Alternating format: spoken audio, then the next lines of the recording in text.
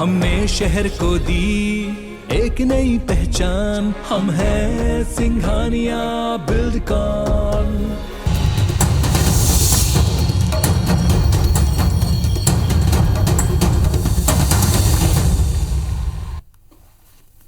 नमस्कार, मैं हूं आकांक्षा और आप देख रहे हैं IBC 24। छत्तीसगढ़ से जुड़े हमारे इस खास बुलेटिन में आप सभी का स्वागत है। इस बुलेटिन में सबसे पहले बात करेंगे खैरागढ़ उपचुनाव की।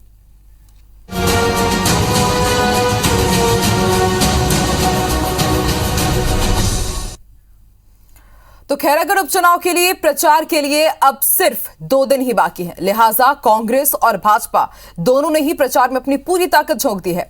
भाजपा जहां अपने स्टार प्रचारकों को बुलाकर खैरागढ़ में जीत का माहौल बनाने में जुटी हुई है, तो वहीं कांग्रेस के स्टार प्रचारक मुख्यमंत्री भूपेश बघेल ने आज भी 4 धुआंधार सभाएं कर उपचुनाव में जीत का दावा ठोका। रिपोर्ट देखिए।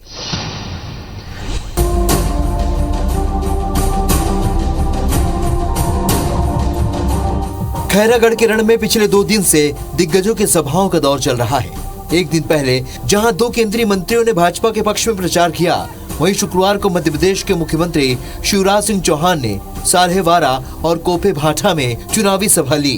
उन्होंने कहा कि छत्तीसगढ़ हमारा कलेजे का टुकड़ा है। सरकार पर जनता को गुमराह करने का भी आरोप लगाया। पूर्व मुख्यमंत्री डॉक्टर रमन सिंह ने भी सरकार पर वादाखिलाफी का आरोप लगाया। 24 घंटे में जिला बना दूंगा।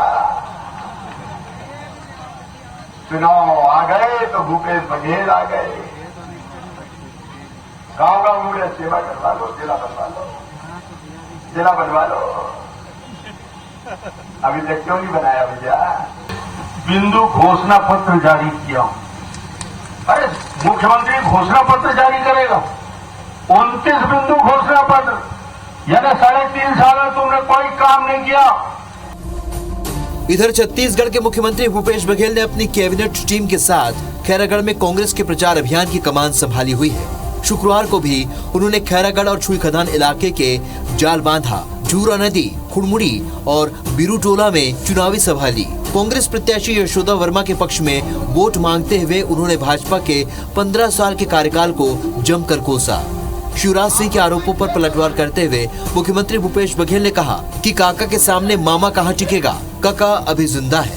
काका जी के सामने कहां टिकेगा, काका अभी जिंदा है। आओ आके वो घोटाला की बात करे, रमन सिंह के ओपन घोटाला के बारे में। छत्तीसगढ़ में जब हम धान की कीमत देते हैं उसका दे सकते बता दे। यहाँ जन गरीब आदमी मतलब 7,000 रुपये देते तिल दे सकते बता दे।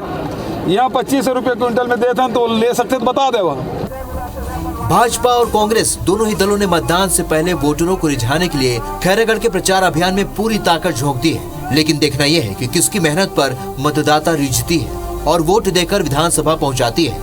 आलोक शर्मा और स्टार जन के साथ राजेश मिश्रा, IBC 24।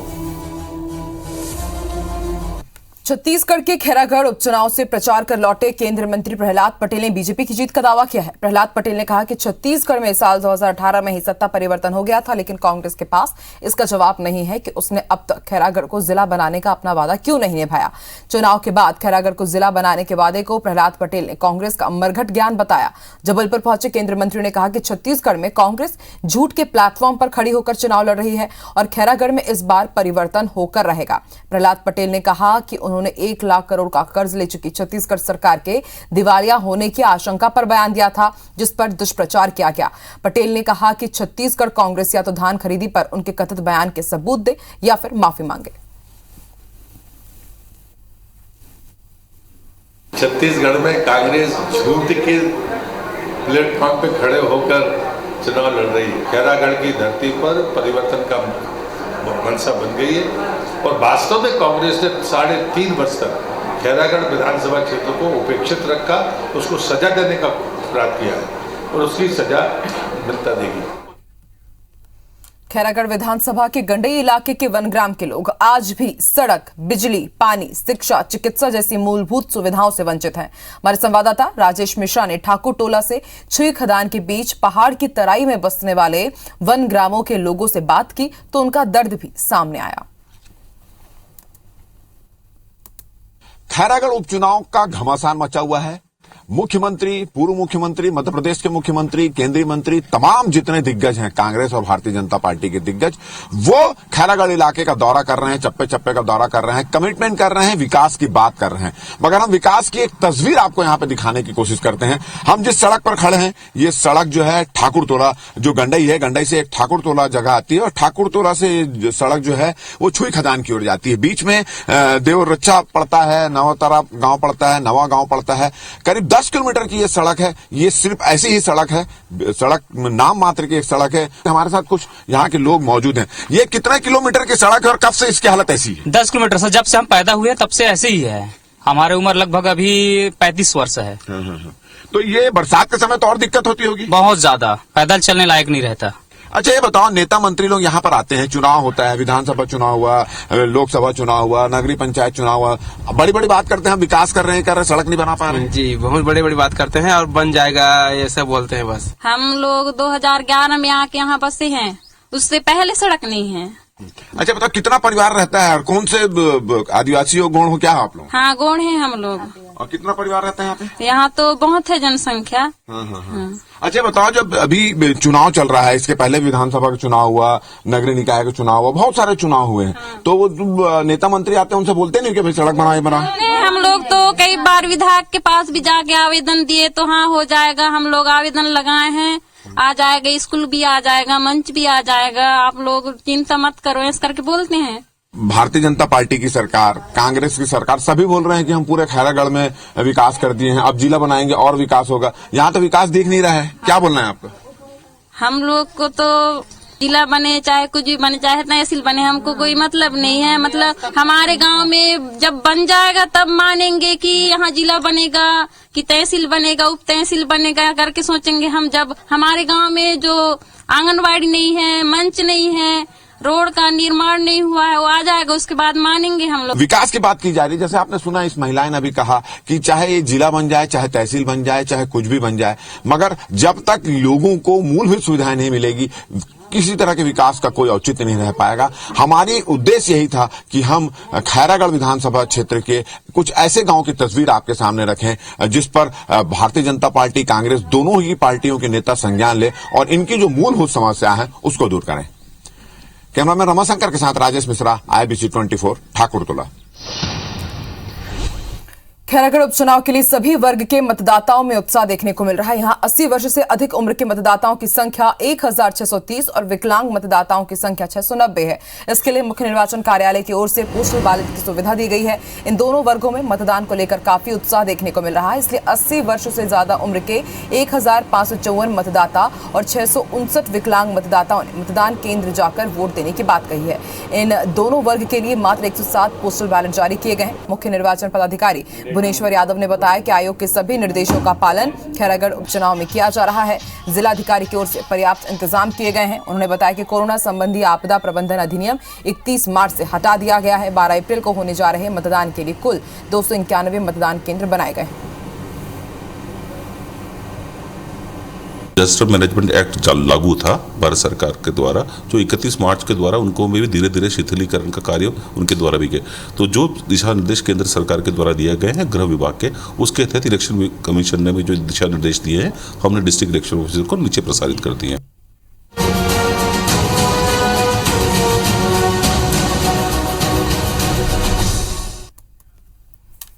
नारायणपुर पहुंचे छत्तीसगढ़ के मुख्यमंत्री भूपेश बघेल ने 128 करोड़ के विकास कार्यों का लोकार्पण किया। इस दौरान सामूहिक विवाह कार्यक्रम में 251 जोड़ों को उन्होंने आशीर्वाद भी दिया। साथ ही ग्रामीण किसानों को खसरा पुस्तिका का भी वितरण किया।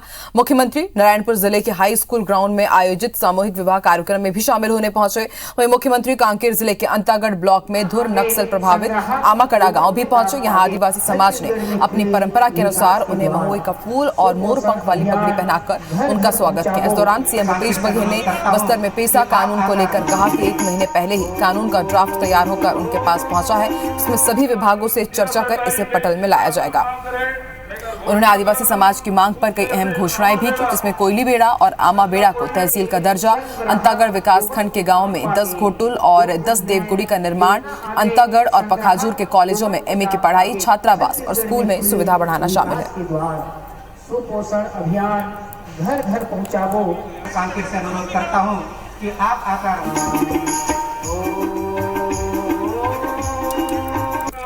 जिला सहकारी बैंक नारायणपुर में आज यहाँ सैकड़ों करोड़ के विकास कार्य के भूमि पूजन और लोकार्पण किया गया। वहीं 240 से अधिक जोड़ों की शादी भी हुई है। सभी को मेरी शुभकामनाएं। सबसे बड़ी बात यह है कि अब अबूझ माड़ में चाहे नारायणपुर हो चाहे ओरछा हो, वहाँ के गाँवों को का सर्वे भी किया जा रहा है। ज़मीन का मसाहती पट्टा भी दिया जा रहा है, वन अधिकार पट्टा भी दिया जा रहा है, सामुदायिक पट्टा भी दिया जा रहा है। ये बड़ी उपलब्धि है जिससे लोग, वहाँ के लोग भी विकास के क्षेत्र में जुड़ेंगे, विकास से जुड़ेंगे।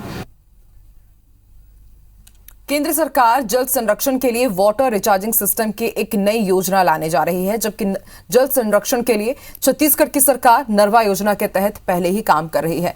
इसी संबंध में सीएम भूपेश बघेल ने केंद्र पर हमला करते हुए कहा कि केंद्र सरकार छत्तीसगढ़ की योजनाओं पर नजर रख रही है और इसी मॉडल को अपना रही है। खुशी की बात है। उन्होंने कहा कि ऐसी कई योजनाएं हैं जिसे हम पहले ही लागू कर चुके हैं और फिर उसे केंद्र सरकार की तरफ से लागू किया जा रहा है। सीएम के इस बयान पर भाजपा सांसद सुनील सोनी ने कहा है कि छत्तीसगढ़ में कांग्रेस सरकार केंद्र के पैसे से नाम बदलकर केवल श्रेय लेने में जुटी हुई है। छत्तीसगढ़ की जनता को केंद्र की योजनाओं का फायदा सही तरीके से नहीं मिल रहा है।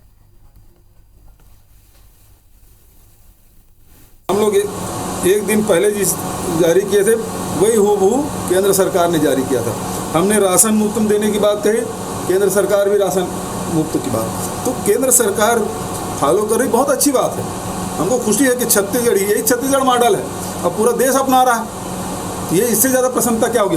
केंद्र सरकार जितना पैसा देती है वो पैसा यहाँ पर योजनाओं के लिए आता है, उसका नाम बदलकर श्रेय लेने का काम कर रहे हैं, मात्र श्रेय लेने का काम कर रहे हैं।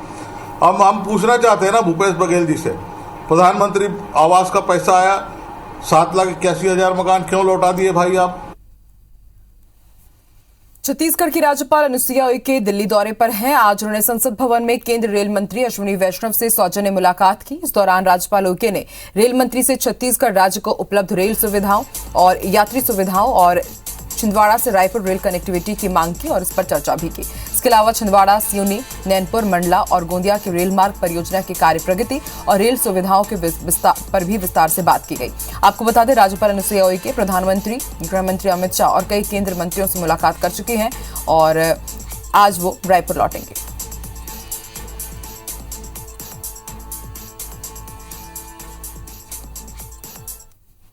बिलासपुर में प्रशासन की उपेक्षा से इन दिनों कांग्रेस पदाधिकारी नाराज चल रहे हैं। दरअसल सरकार की नीतियों और योजनाओं को आगे बढ़ाने के लिए समय समय पर शिलान्यास और लोकार्पण कार्यक्रम का आयोजन किया जाता है, लेकिन इन कार्यक्रमों में लगातार कांग्रेस संगठन की प्रशासन उपेक्षा कर रहा है, जिसे लेकर कांग्रेस ब्लॉक अध्यक्ष नाराज है। ब्लॉक अध्यक्षों ने इसकी शिकायत कांग्रेस जिलाध्यक्ष विजय केशवरवानी से की है। ब्लॉक अध्यक्षों का आरोप है कि सरकार की योजनाओं के क्रियान्वयन के लिए कार्यक्रमों में ब्लॉक अध्यक्षों को न तो आमंत्रित किया जाता है और न ही जिला पदाधिकारियों को पूछा जाता है। यही नहीं, इसके उलट बीजेपी के नेताओं को ब्लॉक स्तर के प्रशासनिक अधिकारी तवज्जो दे रहे हैं। मामले को लेकर कांग्रेस जिला अध्यक्ष ने कलेक्टर से मुलाकात की और नाराजगी जाहिर की।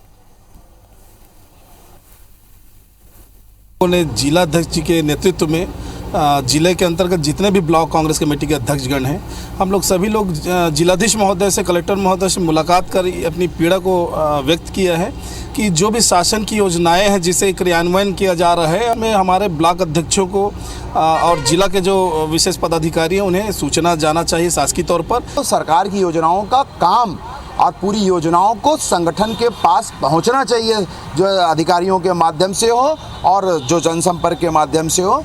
हमने ये कहा है कि हमारी योजनाओं को पूरी तरीके से लाभ उनको मिले और साथ ही साथ अगर संगठन के माध्यम से कोई समस्या आम जनों की आती है तो अधिकारी उसे गंभीरता से लेकर उन समस्याओं को दूर करें।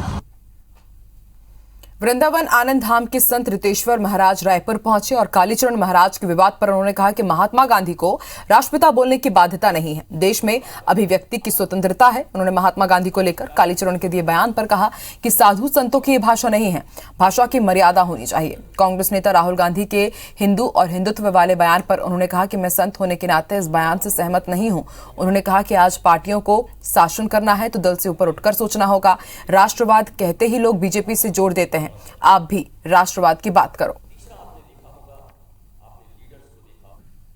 देखिए, उनका मत है कि महात्मा गांधी को राष्ट्रपिता मानते हैं कि नहीं मानते हैं। और बाध्यता है नहीं, ये भी बात सत्य है।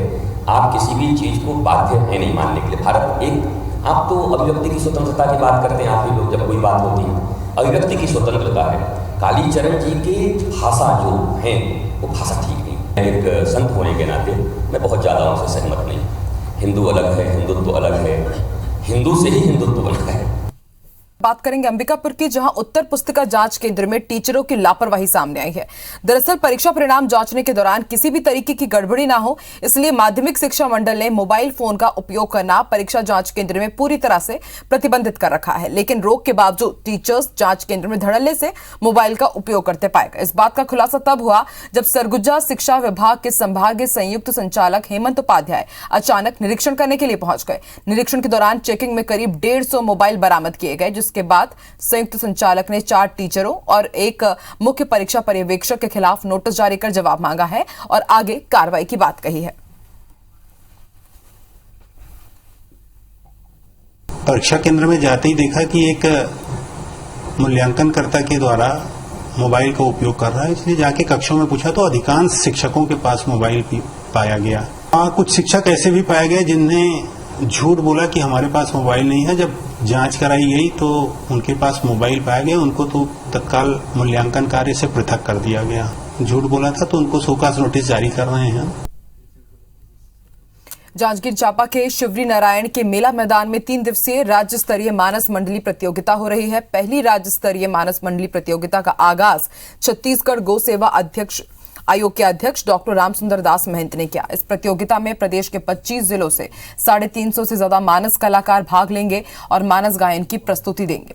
इस दौरान महंत ने कहा कि प्रतियोगिता का आयोजन शिवरी नारायण के लिए गौरव की बात है। साथ ही कहा कि 10 अप्रैल का दिन सभी के लिए शुभ दिन होगा, जब मुख्यमंत्री भूपेश बघेल राम वनगमन परिपथ के विभिन्न विकास और सौंदर्यीकरण के कार्यों का लोकार्पण करेंगे।